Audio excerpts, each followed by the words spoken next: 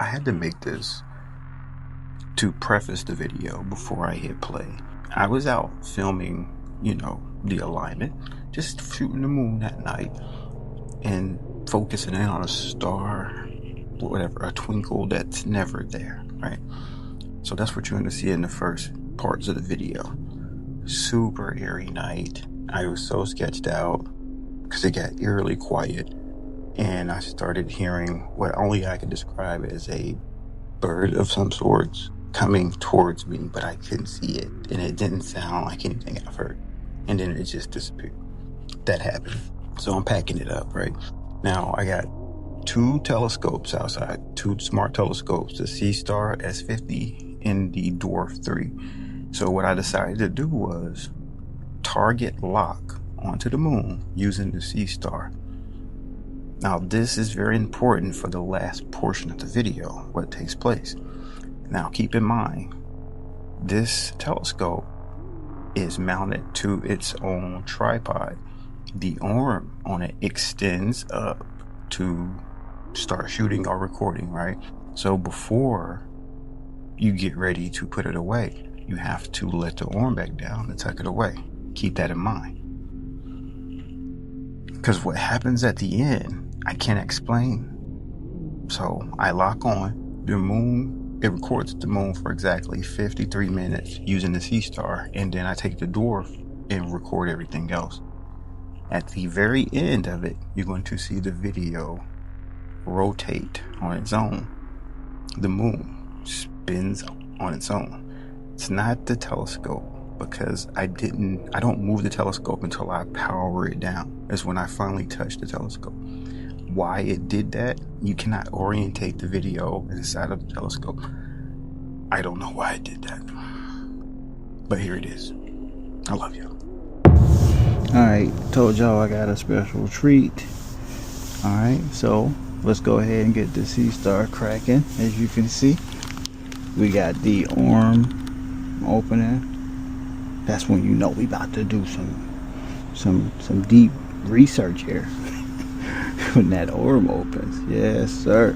And of course we got the Dwarf 3 by Dwarf Labs.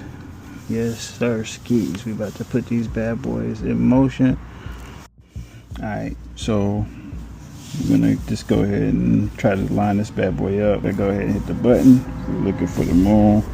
Hit the target, and we're gonna tell it to locate the moon.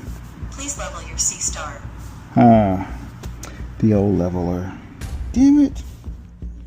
Alright, so this is the blinking twinkle that just wasn't there many days before. That's a plane flying by.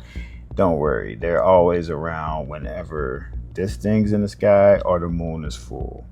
So let's zoom in on the luminary. This is what we got. Now, people could tell you this is a planet, blah, blah, blah, whatever. I don't want to hear it. I've caught this thing in many, many places, and it looks similar, but different every single time. There's no speed changes here. This is exactly what I was seeing. And if you look in the center, like I said, if you look hard enough, you can see something's there. This thing seems intelligent. I don't care. Nobody says. It seems like, I don't know, whatever. A weapon. I don't know, man. Maybe it's a docile satellite that keeps everybody stuck on slow. I don't know. But it's up there. And that's what I called. Now, moving right along. This is the moon captured from the Dwarf, right?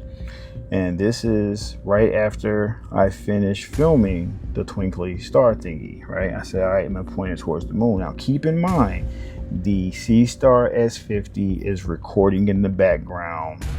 I target locked on it. That means it will follow the moon wherever it goes. And that's what it did for 53 minutes. And here comes that footage now. Notice that there's a different quality, 2 different telescopes, right?